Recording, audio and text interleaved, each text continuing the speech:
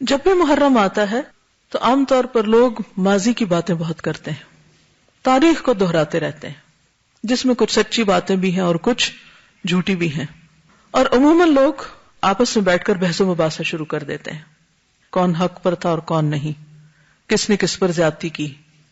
کیا اللہ تعالیٰ یہ فیصلہ آپ سے کروائے گا جو آپ اپنی انرجی لگا رہے ہیں ان چیزوں پر؟ یا آخر کب تک ہم ماضی ہی کی باتیں کرتے رہیں گے؟ ہمیں کیا کرنا چاہیے؟ صرف ماضی کو یاد کرتے رہیں یا پھر مستقبل کی سوچیں؟ مستقبل کی سوچیں۔ ہم میں سے ہر ایک کو اپنے مستقبل کے بارے میں فکر مند ہونا چاہیے، اور پھر ایک ایک فرد جب اپنے مستقبل کے بارے میں فکر مند ہوگا تو مل کر اجتماعی طور پر ہم سب اپنی دنیا اور آخرت کے بارے میں بہتر منصوبہ بندی کر سکیں گے اور آگے کو بڑھ سکیں گے۔ تاریخ صرف سبق کے لیے پڑھی جاتی ہے کہ اس سے انسان عبرت حاصل کرے، سبق لے، اور آئندہ وہ غلطیاں نہ دہرائے، آئندہ ایسا کوئی کام نہ کرے کہ جس سے پچھلوں کو نقصان ہوا۔ لیکن افسوس یہ کہ ہم نہ سبق لیتے ہیں اور پھر انہی چیزوں کو ریپیٹ کیے چلے جا رہے ہیں۔ اگر صحابہ کے درمیان اختلاف ہوئے یا تابعین کے درمیان اختلاف ہوئے تو ہمارے لیے سبق کیا ہے کہ ہم ان چیزوں سے بچیں، یا یہ سبق ہے کہ ہم ان کے بارے میں فیصلہ کرنے بیٹھ جائیں اور آپس میں جھگڑیں اور ایک دوسرے کے قتل و غارت شروع کر دیں اور ایک دوسرے کو برداشت نہ کریں؟ نبی صلی اللہ علیہ وسلم نے فرمایا ہر مسلمان دوسرے مسلمان پہ حرام کیا گیا ہے، ہر مسلمان دوسرے مسلمان پر حرام ہے۔ کیا مطلب؟ اس کی جان، مال، آبرو۔ وہ ایک دوسرے کے بھائی اور مددگار ہیں۔ ہم سب کو نیکی کے کاموں میں ایک دوسرے کے ساتھ تعاون کرنا ہے۔ تو کرنے کا کام تو یہ ہے، دوسروں کے ساتھ کیسا معاملہ کہ اگر وہ اچھا کر رہے ہیں تو ان کی مدد کی جائے، اور اگر وہ غلط کر رہے ہوں تو ان کو غلطی سے روکا جائے، ان کے لیے خیرخواہی کے جذبات ہوں۔ لیکن حقیقت یہ ہے کہ سب سے بڑھ کر ہمیں نئے سال کی آمد پر خود اپنے بارے میں سوچ بچار کرنی چاہیے، اپنے مستقبل کے بارے میں سوچنا چاہیے، کیونکہ اگر ہم خود اپنے بارے میں نہیں سوچیں گے تو کیا کوئی دوسرا ہمارے لیے سوچے گا؟ کیا کوئی دوسرا ہماری نجات کے لیے کچھ کام کرے گا؟ سورۃ الحشر میں اللہ سبحانہ وتعالی فرماتے ہیں یا ایھا الذین آمنوا اتقوا اللہ ولتنظر نفس ما قدمت لغد واتقوا اللہ ان اللہ خبیر بما تعملون۔ تو ہمیں کیا کرنا ہے؟ نیا سال شروع ہوا، مبارکباد بھی دے دی، اس کے معنی بھی جان لیے، دعائیں بھی دے دی، ایک دوسرے کی حرمت کے بارے میں بھی پڑھ لیا، سن لیا، سمجھ لیا، اس کا بھی عہد کر لیا کہ ہم انشاءاللہ اللہ اور اس کے رسول کے ان احکامات پر عمل کریں گے۔ اور اس کے بعد اگلا کرنے کا کام کیا ہے؟ اپنے نفس کا محاسبہ نفس۔ وَلْتَنْظُرْ نَفْسٌ مَا قَدَّمَتْ لِغَدٍ، اپنے لیے سوچیں میں نے اپنی کل کے لیے کیا کیا ہے، اپنی آخرت کے لیے کیا کیا ہے۔ کیسے سوچیں؟ ابن القیم الجوزیہ، ان کی ایک کتاب ہے زاد المعاد۔ زاد المعاد، معاد کس کو کہتے ہیں؟ آخرت کو۔ اور زاد کس کو کہتے ہیں؟ زاد راہ کو، سامان کو، آخرت کا سامان کتاب کا نام ہے۔ زاد المعاد میں ابن قیم الجوزیہ محاسبہ نفس کا طریقہ بتاتے ہیں، کیسے محاسبہ کیا جائے۔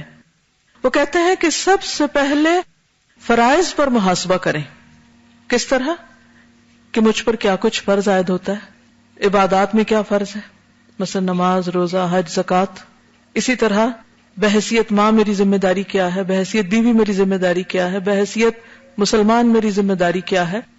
تو جو اہم ترین فرائض ہیں، بیسک رسپانسبلٹیز ہیں، ان کے بارے میں سب سے پہلے سوچنا چاہیے، کیونکہ قیامت کے دن سب سے پہلے کس کے بارے میں پوچھا جائے گا؟ فرائض کے بارے میں پوچھا جائے گا، خصوصاً نماز کے بارے میں پہلا سوال ہوگا، جو اللہ کے حقوق میں سے اور بندوں کے حقوق میں سے قتل کا فیصلہ سب سے پہلے کیا جائے گا۔ تو وہ لکھتے ہیں کہ اگر فرائض کی ادائیگی میں کمی پائے تو قضا یا اصلاح کر کے اس کا تدارک کرے۔ دو کام، جو کام نہیں کیا اس کو کرے۔ مثلا روزے چھوڑے ہیں تو کیا کریں؟ روزے رکھیں۔ فریضہ حج ادا نہیں کیا تو اس کو ادا کریں۔ زکوٰۃ ڈیو ہے تو اس کو ادا کریں۔ اور اسی طرح اگر مثلاً آپ نماز پڑھتے تو ہیں لیکن درست نہیں پڑھتے، صحیح مسنون طریقہ ہی نہیں آتا آپ کو، تو کیا کریں؟ اصلاح کریں۔ تو اس نئے سال کے شروع میں ہم سب کو اپنی اپنی نمازوں کا جائزہ لینا چاہیے، کیونکہ نماز کا حساب سب سے پہلے ہے۔ کیونکہ بہت سے لوگ ایسے ہیں جو نماز پڑھتے ہیں لیکن ان کی نماز ان کے سروں سے اوپر نہیں جاتی، یعنی قبول نہیں ہوتی، واپس ان کے منہ پہ مار دی جاتی ہے کہ اللہ کو ایسی نماز نہیں چاہیے. اور اس کی بھی بنیادی وجہ کیا ہوتی کہ وہ سنت کے مطابق نہیں ہوتی، کیونکہ اس کے بارے میں بھی ہم نے کچھ خود ساختہ باتیں گڑی ہوئی اپنے لیے، اپنے آپ کو مطمئن کرنے کے لیے. کیا کہ اللہ تعالیٰ اب اتنی باریک باتیں تھوڑی دیکھیں گے کہ ہاں جی ایک حصہ بازو کا وہ خشک رہ گیا تھا تو وضو نہیں ہوا. نہیں، ایڑیوں کے بارے میں کتنی واضح حدیث ہے، وَيْلٌ لِّلْعَقَابِ مِنَ النَّارِ. یہ بات آپ نے کب فرمائی تھی؟ جب ایک موقع پر آپ نے صحابہ کو وضو کرتے ہوئے دیکھا اور ان کی ایڑیاں خشک تھیں تو آپ نے فرمایا ان ایڑیوں کے لیے آگ سے ہلاکت ہے.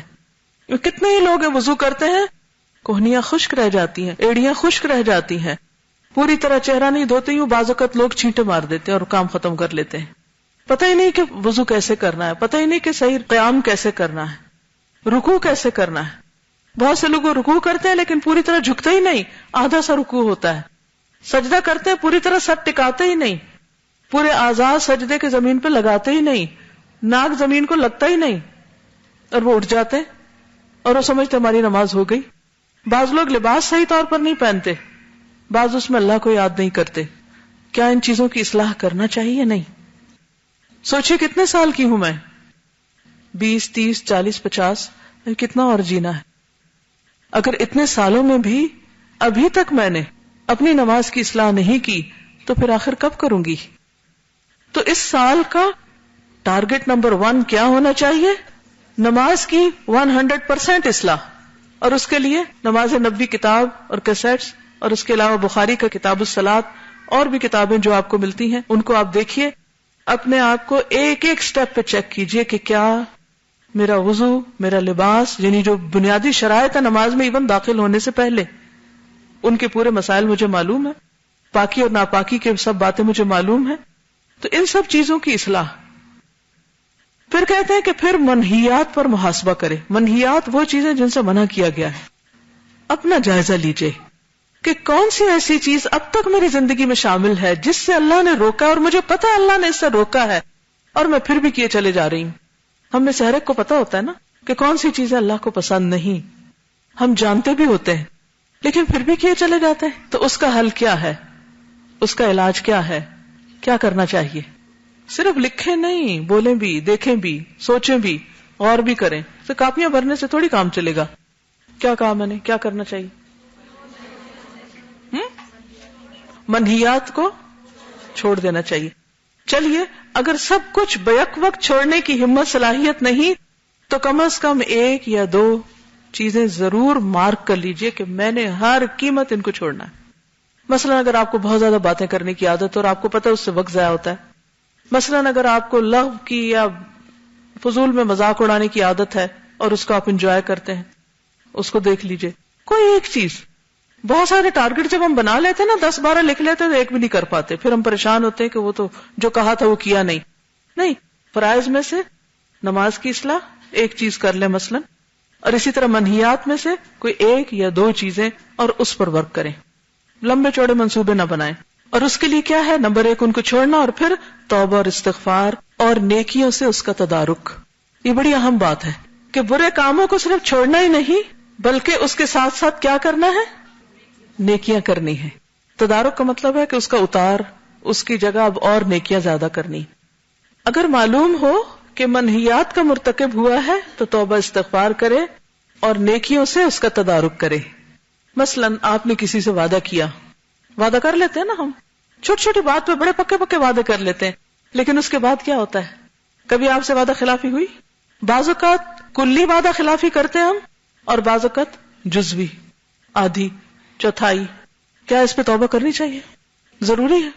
جی ہاں، اس لیے کہ نبی صلی اللہ علیہ وسلم نے فرمایا جو شخص بات کرے جھوٹ بولے، وعدہ خلافی کرے، امانت میں خیانت کرے، وہ پکا منافق ہے، خواہ نماز پڑھے اور روزہ رکھے.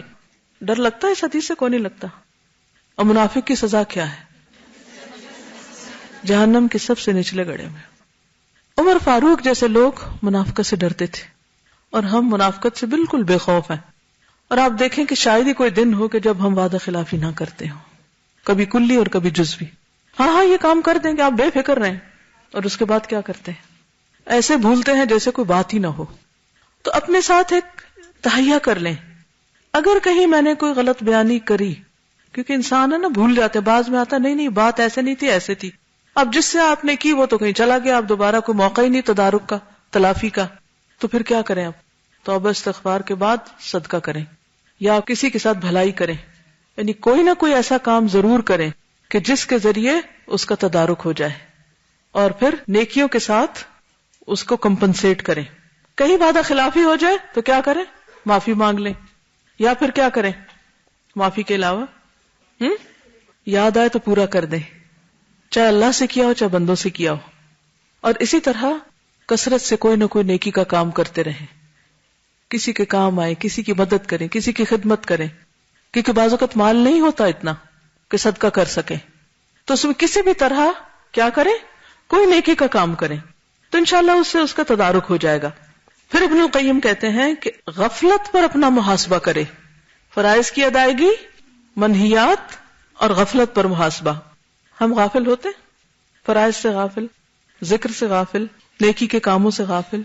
وہ کہتے ہیں کہ اگر مقصد تخلیق سے اپنے آپ کو غافل پائے، یعنی پتہ ہی نہیں میری کریشن کا مقصد کیا ہے، تو ذکر و اذکار اور اللہ کی طرف متوجہ ہو کر اس کا تدارک کرے، اللہ سے دعا مانگے، اللہ سے رہنمائی مانگے، مدد مانگے۔ اب دیکھیے کہ مثلاً اگر آپ نے ذو الحج میں حج کیا اور تمام شرائط کو پورا کرتے ہوئے حج کیا، تو اس کے لیے اللہ کا وعدہ کیا ہے کہ وہ پچھلے سارے گناہ معاف کر دے گا۔ گویا اب آپ کے پاس ایک سفید کاغذ ہے، اب نئے سرے سے اپنی زندگی کا آغاز کریں۔ ری بورن ہوتا ہے انسان حج کے بعد، اس میں اپنا محاسبہ کرتے رہنے کی ضرورت ہے کہ اچھا اس پر لکھیں۔ لیکن اگر حج کا موقع نہیں ملا اور ابھی پیچھے بہت ساری ایسی چیزیں ہیں جو ٹھیک نہیں ہیں، تو کبھی آپ ہوم ورک کرتے ہیں اور اس میں کوئی چیز ٹھیک نہیں لکھی جاتی تو کیا کرتے ہیں؟ رب کرتے ہیں، مٹاتے ہیں، وائٹنر لگاتے ہیں، ریزر لگاتے ہیں اور اس کو صاف کرتے ہیں۔ تو توبہ اور استغفار کے ذریعے اس کو صاف کریں۔ لیکن یاد رکھیں کہ بہت ضروری ہے کہ انسان نیکیوں پر استقامت کے لیے اسباب اختیار کرے، اور ان اسباب میں ایک بہت اہم صحبت صالح ہے، نیک لوگوں کی صحبت۔ عموماً گناہوں کا ارتکاب کب ہوتا ہے، کیوں ہوتا ہے، کہاں ہوتا ہے؟ بتائیے، اپنا اپنا ہم سب جائزہ لیں، کہاں ہمارے منہ سے غلط باتیں زیادہ نکلتی ہیں؟ غلط ماحول میں، ایسے لوگوں کی کمپنی میں جو خود کیئر لیس ہیں، تو انہیں دیکھ کر ہم آٹومیٹیکلی ان کے انفلوئنس میں آ جاتے ہیں، اور ہم نہ سوچتے ہوئے بھی ایسی باتیں کہہ جاتے ہیں جو ہمیں نہیں کہنی چاہیے، اور بعد میں ہم ریگریٹ کرتے ہیں کہ میں وہاں چپ کیوں نہ رہی، مجھے یہ کہنا نہیں چاہیے تھا، لیکن اب وہ ہو چکا، اب کیا کریں؟ ڈھیٹ بن جائے، اچھا ہو چکا اب کیا کریں؟ نہیں، توبہ استغفار کریں اور اس کی اصلاح کریں، اور کانشیسلی شعوری کوشش کے ساتھ کوئی اچھی بات کریں۔ ذکر اذکار کے علاوہ اگر کسی بندے کو آپ نے اپنی کسی بات سے دین سے بھگا دی یا کوئی ایسی غلط کی، تو کسی اور کو دعویٰ کر کے، کسی اور کو کوئی اچھی بات کر کے اس کا تدارک کریں۔ یعنی جس قسم کا گناہ ہوتا ہے نا، تو تدارک بھی اسی قسم کی چیز کے ساتھ کرنا چاہیے۔ اگر مالی غلطی ہے، گناہ ہے، تو صدقہ خیرات، اور اگر زبان کی ہے تو زبان سے ہی تدارک کریں، اور اسی طرح اگر کسی کے ساتھ اور کوئی ظلم زیادتی کی ہے تو اسی انداز سے تدارک کریں۔ تدارک کا کیا مطلب ہے؟ اس کی صفائی اور اس کو ریڈو کرنا۔ تو محرم میں کرنے کے کاموں میں اہم ترین کام کیا ہے پھر؟ سیلف انالیسس، اپنی ذات کی اصلاح، اپنا محاسبہ، اور اچھے کاموں کی پلاننگ۔ اور پلاننگ میں بہت ڈھیر کام نہیں لکھنے، ایک دو کلیئر کٹ ٹارگٹس جن کو آپ واقعی نبھا سکیں اور وہ کر سکیں۔ اس سے زیادہ کہ اللہ توفیق دے دے تو بہت ہی اچھی بات ہے، کیونکہ ہوتا تو سب کچھ اللہ کی توفیق سے ہے نا، انسان کے کرنے سے تو نہیں ہوتا۔